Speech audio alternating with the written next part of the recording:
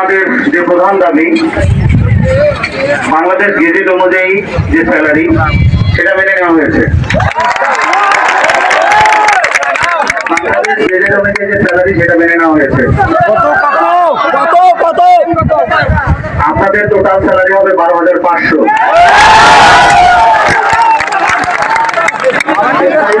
Total বেতন হবে 12,500। Total বেতন হবে 9,875।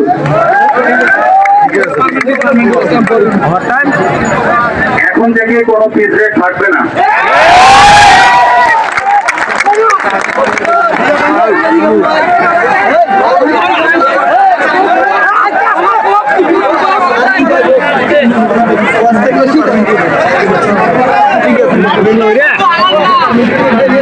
এখন থেকে কোনো ফিক্সড রেট থাকবে না।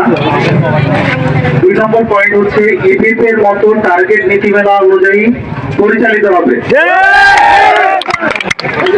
এটি কার্যকর হবে আগামী 25/8/2024 দিন থেকে।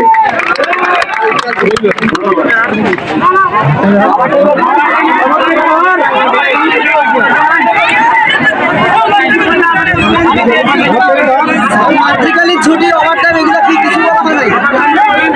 আমাদের সাপ্তাহিক ছুটির কথা হয় নাই। এখানে আপনাদের যে প্রধান দাবি ছিল যে ইপিএফ এর মতো নীতিমালা অনুযায়ী, ইপিএফ এর মতো তো নীতিমালা মেনে নিলাম, ইপিএফ এর মতো তার তো কোনো কথাই থাকে না।